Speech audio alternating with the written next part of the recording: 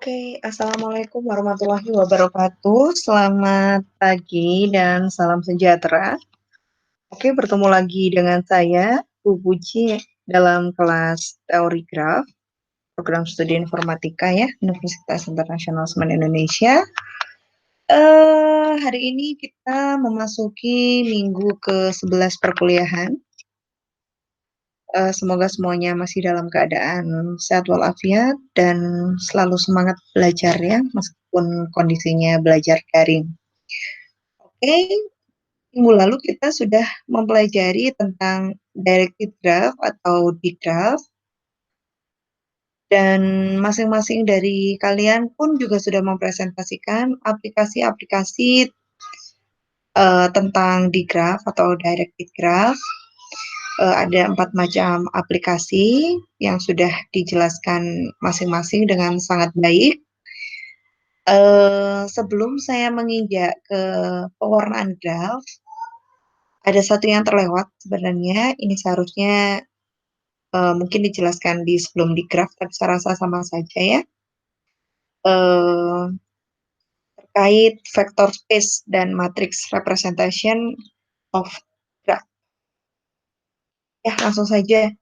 Vector space of graph, untuk istilah vector space, saya rasa saudara sudah familiar ya, karena saat di perkuliahan aljabar linear sudah mempelajari vektor dimensi gitu ya. Vektor dimensi 2, vektor dimensi 3, gitu ya. Vektor space ini artinya kita berarti vektor dimensi yang lebih besar daripada 2, yang bentuknya adalah space gitu. Tentu saja lebih dari 2. Nah, sebuah graf yang memiliki V vertex dan E edge dapat dinyatakan sebagai E tuple, yaitu X sama dengan X1, X2, X3, dan seterusnya. Ini adalah sejumlah berapa space-nya. Nah, nilai XI, X ini adalah yang 1, 2, 3 sampai E ini, hanya bernilai 0 atau 1, di mana nilai XI itu bernilai 1 jika EI ada di dalam G, graf G, dan XI akan bernilai 0 jika tidak berada dalam graf G. Nah, kenapa nilainya hanya ada 0 dan 1?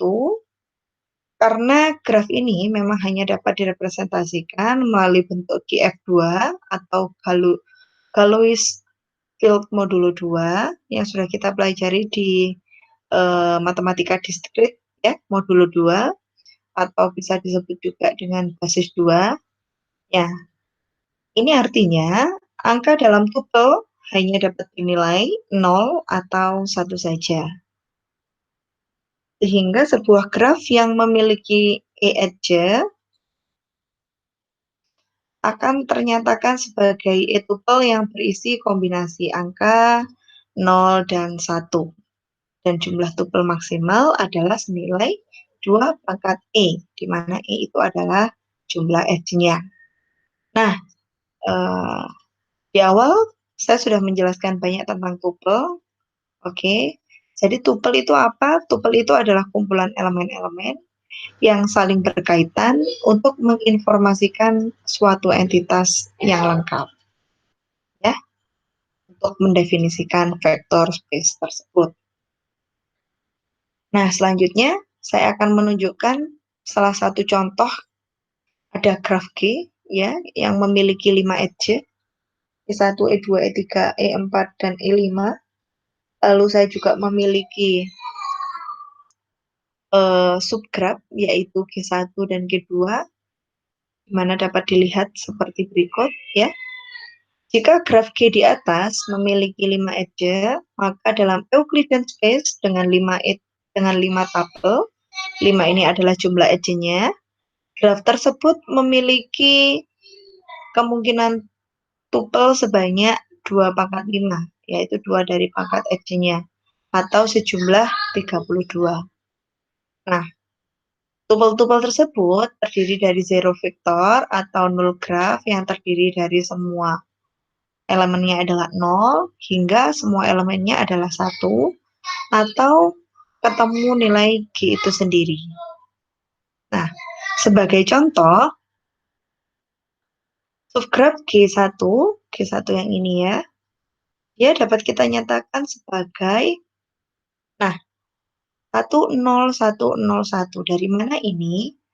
Tupel ini kita gambarkan ya, untuk menyatakan jumlah edge-nya atau elemen edge-nya pada graf utama. Jadi ini ada E1, E2, E3, E4, dan yang ini adalah E5. Oke. Nah, sekarang kita lihat pada graf G1. Apakah dia memiliki E1? Ada. Apakah dia berada dalam G tadi? Ada. Sehingga nilainya adalah 1.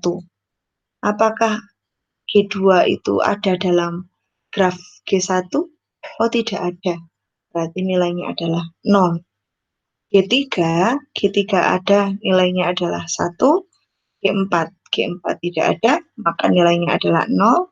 Dan G5 ada, nilainya adalah 1. Sehingga G1 dinyatakan sebagai seperti ini. Nah, begitu pula untuk G2 atau subgraf yang kedua. Subgraf yang kedua di sini menyatakan juga elemen dari edge dari 1, 2, 3, 4, 5. Ya, sekarang kita definisikan satu-satu. Apakah G2, E1 ada di dalam G2? Tidak, sehingga nilainya adalah 0. Apakah E2 ada? Ada, nilainya adalah 1. Apakah E3 ada? Ada, nilainya adalah 1. Apakah E4 ada? E4 ada, nilainya adalah 1. Apakah E5 ada? Tidak ada, maka nilainya adalah. Sehingga E1 dinyatakan tupel sebagai berikut, kedua adalah sebagai berikut. Ini adalah vektor space dari G1 dan G2. Sudah bisa membedakan ya? Oke, selanjutnya saya lanjutkan.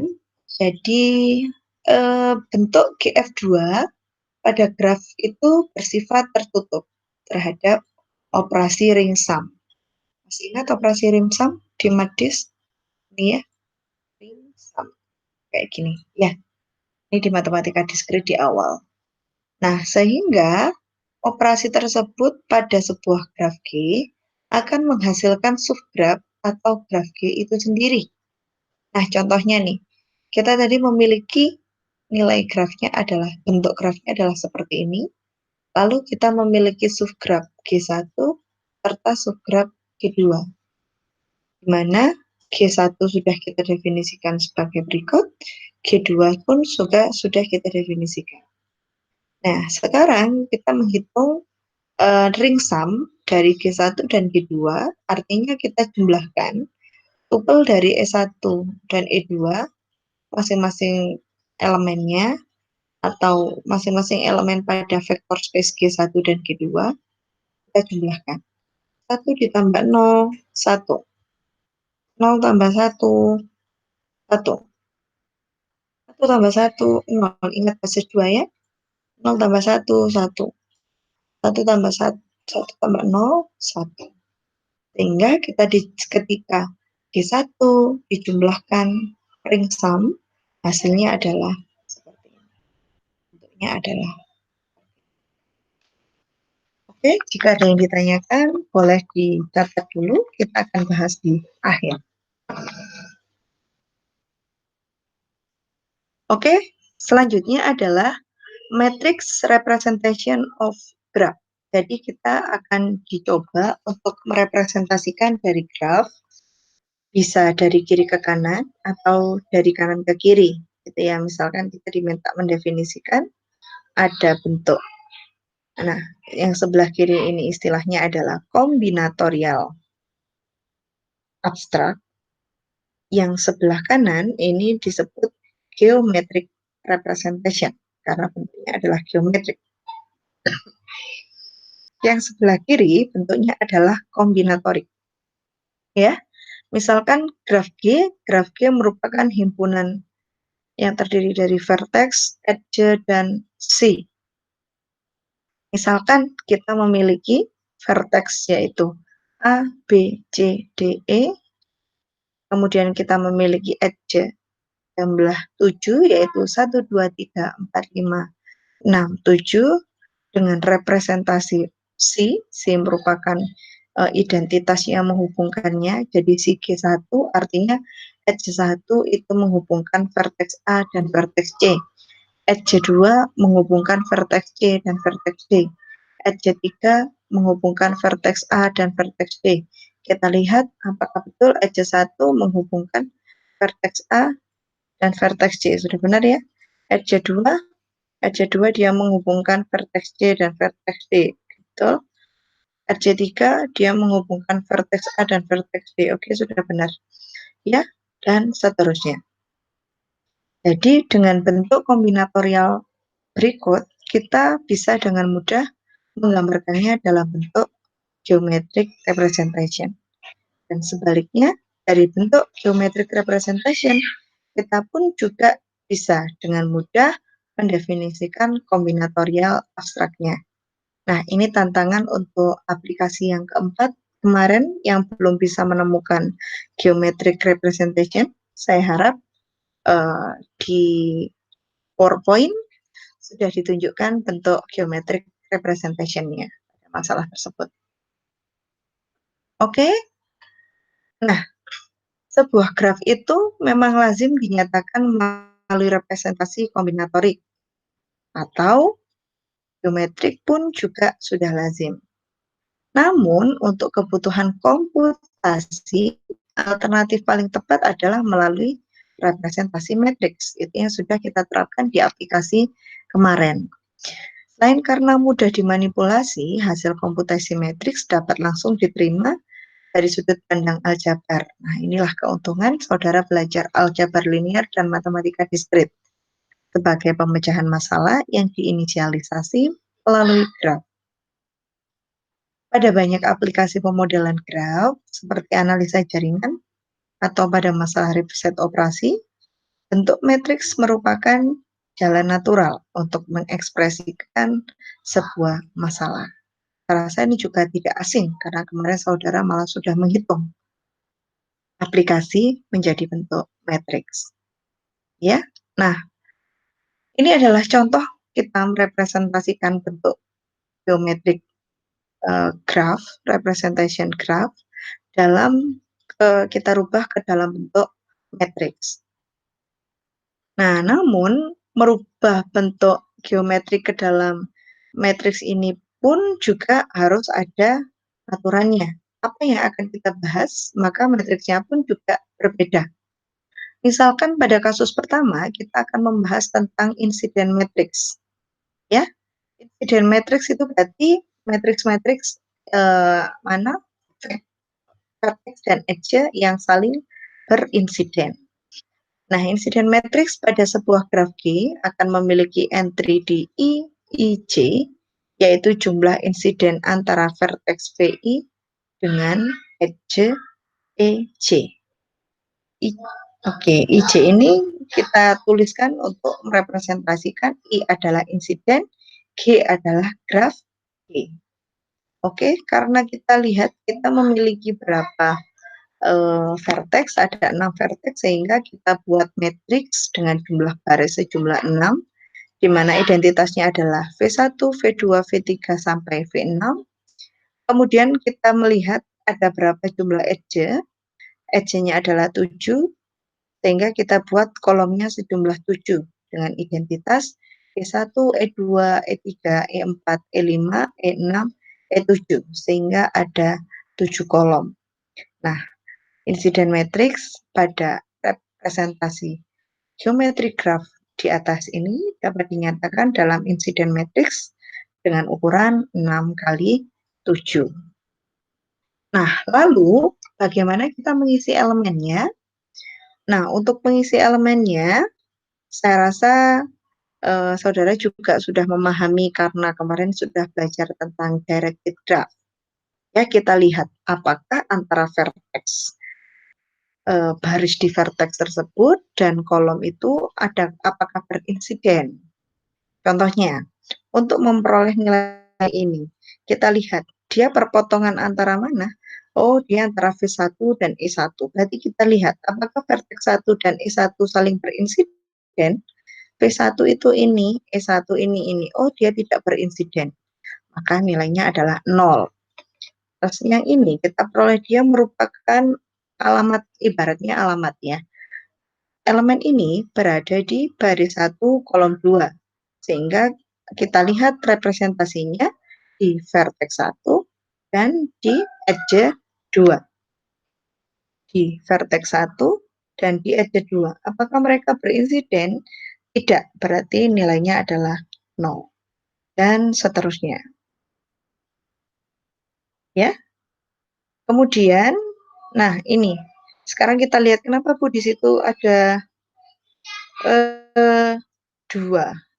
Di sini seharusnya tidak 2 ya, 1 saja. Karena kita berada di GF2. Ya, ini 1 saja. Jika mereka saling berinsiden, maka nilainya adalah 1. Mungkin di awal 2 ini diperoleh dari karena dia ada insiden in juga ada insiden out seperti itu ya.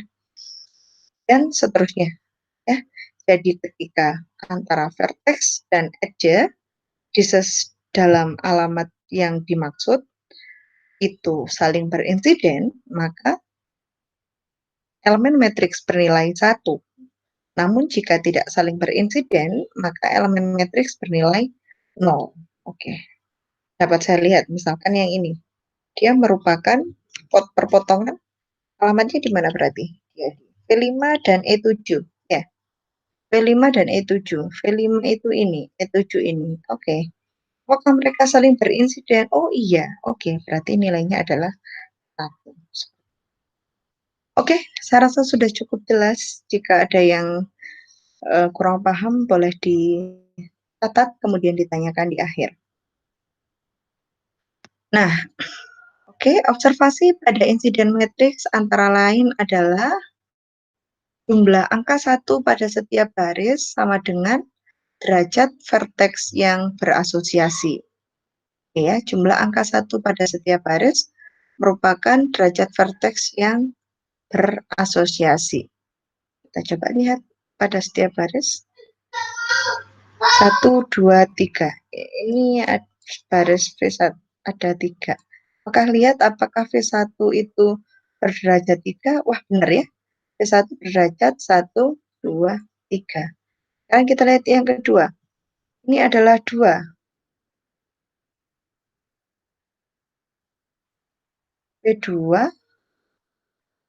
V2 adalah 3. Ya, 3. Dia ada masuk, ada keluar. Berarti benar yang tadi ya.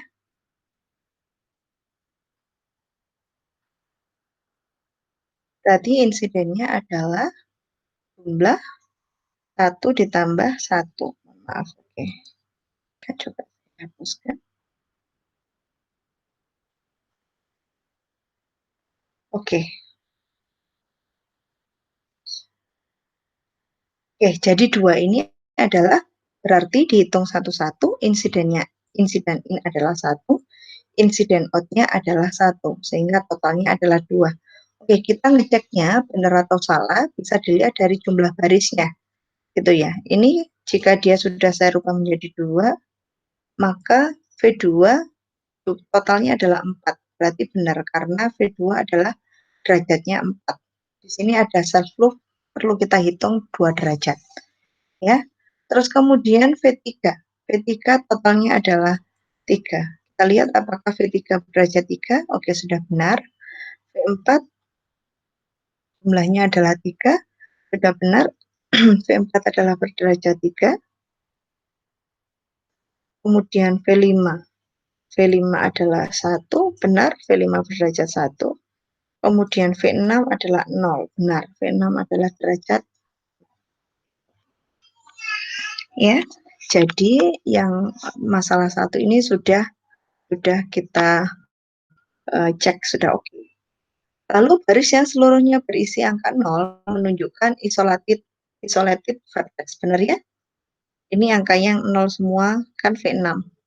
Dia adalah isolated vertex, dia yang tidak tergabung, dia yang sendirian gitu ya. Definisinya sudah pernah saya jelaskan di awal. Lalu, dua kolom yang memiliki susunan angka identik menunjukkan adanya paralel edge. Coba kita lihat. Dua kolom yang memiliki susunan identik. Manakah? Oke, E4 dan E5. Ya, susunannya identik ya, sama ya.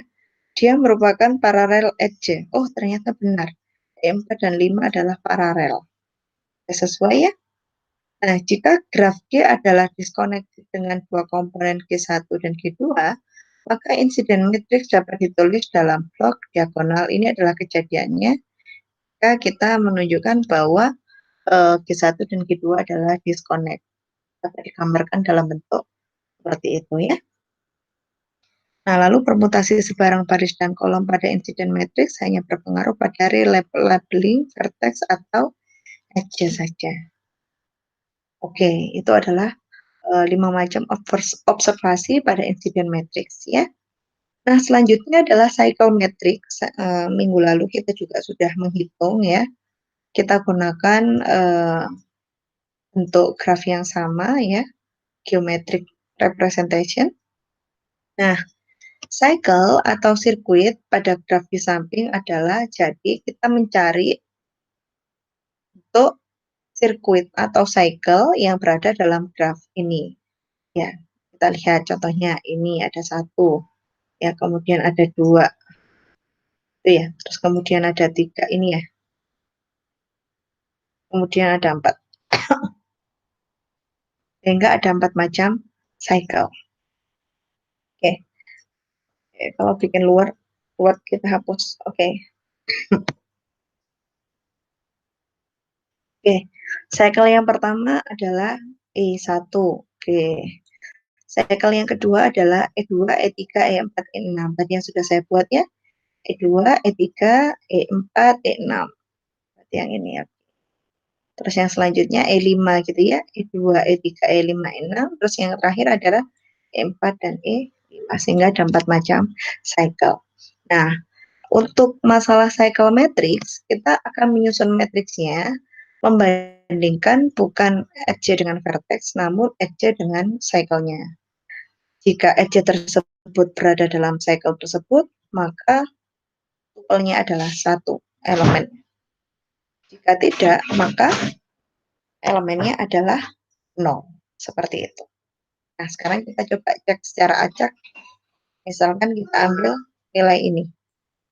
Nah, lokasi ini dia berada di circle J2 dan edge-nya adalah edge 4. Kita ngecek apakah edge 4 ini berada pada circle J2.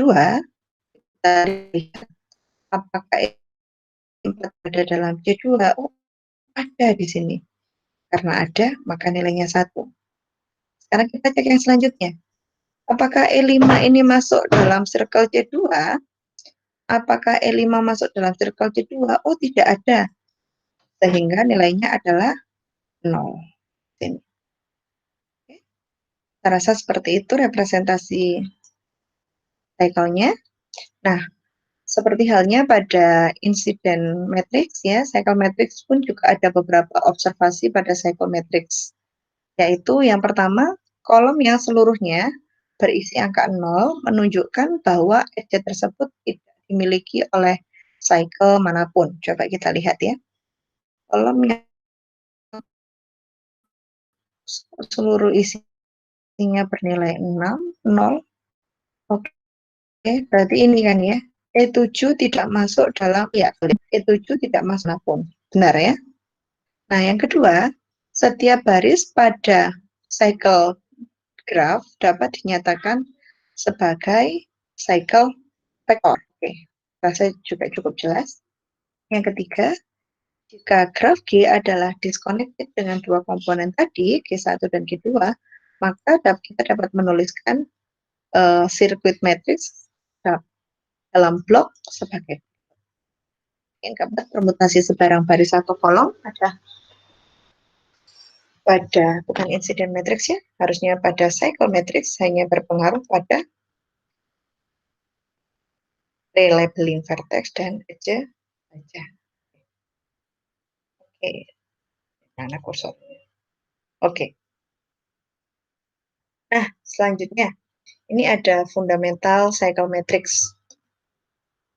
Himpunan fundamental atau basic cycle yang berasosiasi dengan spanning tree pada sebuah connected graph bersifat independen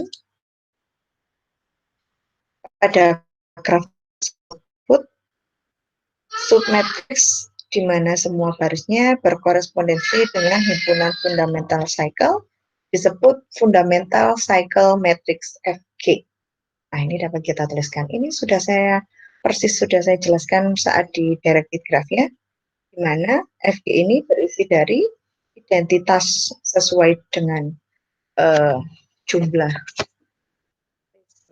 gitu ya. Dan yang sebelah kanan ini, FB ini adalah manakah yang saling berkaitan ya. Ini sudah saya jelaskan yang di directed graph. Nah, ini ya, FG sama dengan matriks IC dengan matriks FB, di mana adalah IC submatriks identitas yang berasosiasi dengan himpunan core, dan FB adalah submatriks yang berasosiasi dengan himpunan branch. Nah, ini ada teorema juga, ini saya rasa juga sudah saya bahas di minggu lalu ya. Fundamental cycle matrix ada teorema yang berkaitan, yaitu jika F tadi adalah cycle matrix dari sebuah connected graph dengan E-nya adalah edge dan V-nya adalah vertex, maka rank F sama dengan mu F sama dengan rumusnya adalah E min V plus 1. Atau jika G adalah disconnected graph dengan K komponen, maka rank F adalah E dikurang V ditambah K, ini adalah komponennya. Saya rasa ini juga sudah berulang-ulang saya tunjukkan, ya, harusnya sudah familiar.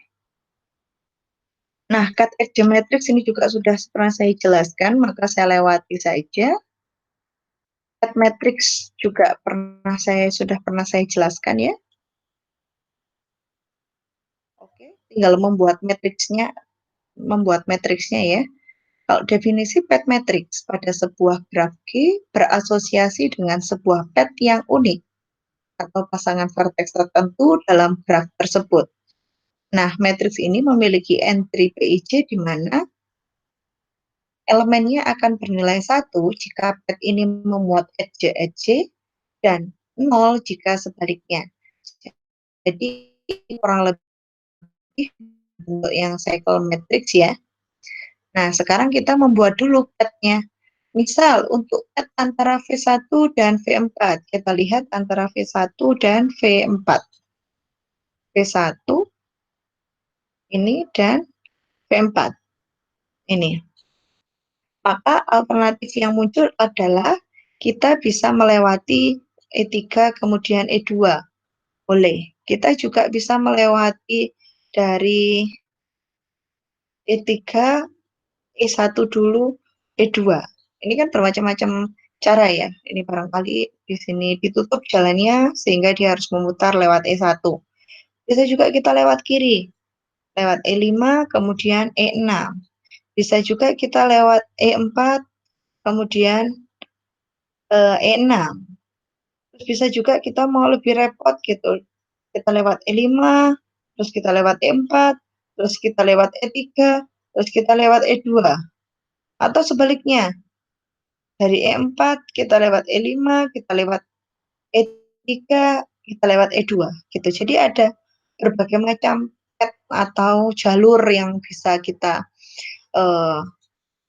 bentuk. Misalkan kita membuat misalkan ada 6 jalan. Nah, sekarang matrix path atau path matrix itu berarti kita mencari keterikatan atau kaitan antara edge yang ada E1 sampai E5 dengan path yang sudah kita bentuk. PG ini maksudnya pad dari matriks G. Oke, ini sama persis seperti insiden matrix, sama juga seperti cycle matrix. Ya, misalkan ini kita lihat E3 dan pad 1. Apakah E3 berada di pad 1? Jika ada, maka nilainya adalah 1. Terus kita acak dulu ini. Ini berarti dia apakah E6 berada pada pad 6? Apakah E6 berada pada pad 6? Oh, tidak ada. Sehingga elemennya adalah 0. Satu kali lagi, misalnya ambil aja E4 dan 4. Berarti apakah berada dalam pad 4? Oh, ada. Berarti nilainya adalah 1. Dan seterusnya. Ya, saya rasa tidak susah ya. Nah, pad matrix pun juga ada observasi ya. Observasi pada pad matrix akan menghasilkan kesimpulan. Misalkan, kolom yang berisi 0 semua mengindikasikan terdapat edge yang tidak dimiliki oleh pad manapun. Coba kita lihat. Ada kolom yang berisi 0 semua? Ada, E7. E7 adalah 0 semua. Dia bilang dia tidak dimiliki di pad manapun. Oke, benar. Kemudian kolom yang berisi 1 semua mengindikasi terdapat edge yang ada dalam semua pad. Apakah ada 1 semua? Sorry. 1 semua kebetulan di sini tidak ada. Jadi tidak ada edge yang berada dalam semua pad. Terus lalu kemudian tidak akan ada baris yang berisi 0 semua. Baris, bukan kolom. Ya. Dan ring sum untuk sebarang baris pada pad matrix akan menghasilkan satu atau lebih cycle yang edge disjoint. Silakan kembali definisinya, saya sudah menunjukkan. Oke. Selanjutnya adalah adjacent matrix. Jadi ini kurang lebih sama incident matrix dengan definisinya dia adjacent atau tidak gitu ya. Saya rasa teorinya juga sama. Silakan saudara cari definisi dari adjacent ya. Dengan kita menggunakan graf yang sama ya untuk geometric representation. Nah, pada kasus adjacent matrix kurang lebih dia akan mirip dengan insiden. Nah, insiden itu adalah yang saling berinsiden itu antara edge dan vertex. Kalau adjacent itu adalah antara vertex dan vertex. Adjacent matrix pada sebuah graf G akan memiliki entry AIJ, ya, A itu adalah adjacent, G itu adalah grafnya, yaitu jumlah edge yang menghubungkan vertex VI dan VJ. Coba saya bahas satu persatu.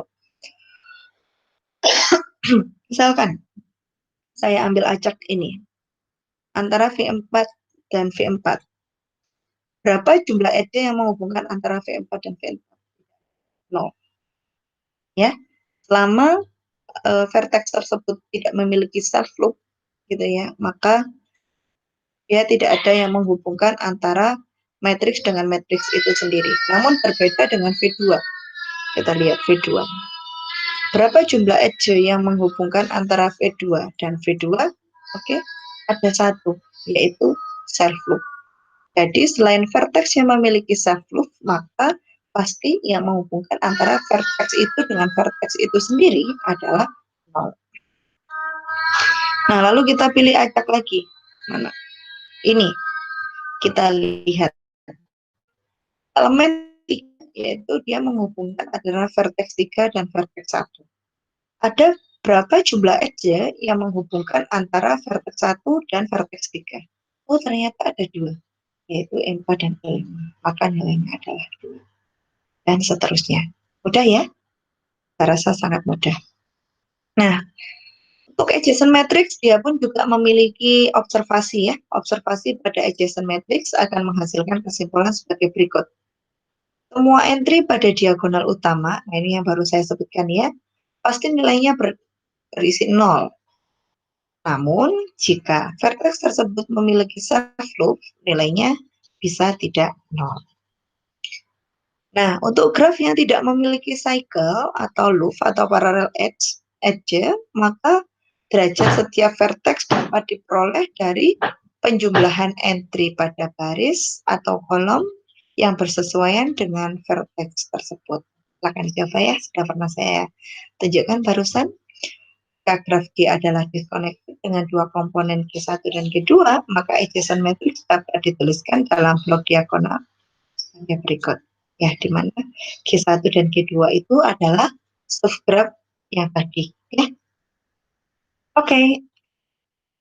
Nah, ini adalah salah satu aplikasinya ya, switching network gitu ya. Misalkan Anda diberi sebuah kotak yang diberi switching network, ya seperti ini ya. Ada A, B, C, D, E, F, G, H. Ini yang untuk SMK jurusan perangkat apa ini ya? Perangkat keras atau jurusan lain ya? Kurang paham saya. Mungkin sudah paham dengan switching network ini, switchbox gitu ya. Di mana di dalamnya terdapat 8 switch, ada A, B, C, D, E, F, G, dan H. Switch tersebut dapat dinyalakan dan dapat dimatikan. Dapat dinyalakan dengan ini ya, jika dia ditutup, maka lampu akan menyala dengan energinya menggunakan baterai. Gitu ya. Nah, pertanyaannya adalah bagaimana Anda dapat mengetahui bentuk koneksi switch-switch di dalam kotak tanpa Anda harus membukanya. Nah, ada satu cara yang dapat dilakukan. Ada salah satu cara ya. Ada salah satu cara yang dapat dilakukan untuk mencoba menghubungkan switch tersebut dengan sebuah lampu, baterai, dan switch tambahan di luar kotak. Nah, dapat ditunjukkan misalkan dari percobaan yang telah dilakukan, ternyata kita bisa memiliki misalkan 8 macam kombinasi yang dapat dinyatakan sebagai berikut. Misalkan saya bisa dari A ke B, terus kemudian dari F, terus kemudian dari H, ya, sehingga dia bisa menyalakan. Ini kan tersambung ke baterai, sehingga dia bisa nyala. Terus bisa juga kita jalan yang lain, misalkan kita mau berangkatnya dari A lagi, kemudian dari B, terus kemudian kemana lagi? Dari A, dari B, terus kemudian bisa juga dari G, terus kita langsung menuju ke K, misalkan lewat sini. Ya, ini kita nyambung ke sini. Bisa juga kita juga melalui dari D langsung dari K. Ya, ini seharusnya saudara lebih tahu ya untuk yang dari SMK. Ini salah satu percobaan di mana switchbox ini jalurnya kita menerka-nerka dengan menggunakan pet ya, pet jalur. Nah, inilah yang dimaksud dalam grafnya. Kurang lebih seperti itu. Oke. Saya rasa cukup materi kuliah hari ini. Sebelum saya tutup, saya akan memberikan kalimat motivasi. Saya ingin mengajak kalian untuk berpikir positif gitu ya. Biasanya dalam kondisi kita tidak kemana-mana, penat, nggak ketemu teman, di rumah aja, nggak ada teman, nggak ketemu pacar gitu ya. Biasanya muncul pikiran-pikiran negatif. Apa ya, maido gitu ya, apa istilahnya ya, maido. Suka mengkritik, sehingga itu malah akan mengganggu pikiran kita sendiri. Jadi dari jauh saya mengingatkan, jadi apa yang kamu pikirkan itulah akan apa yang kamu dapatkan gitu. Jadi teruslah berpikir positif. Semoga kehidupan Anda sekalian pun juga selalu berdampak positif. Gitu. Saya rasa cukup sekian kuliah dari saya. Terima kasih atas partisipasinya. Saya akhiri. Wassalamualaikum warahmatullahi wabarakatuh.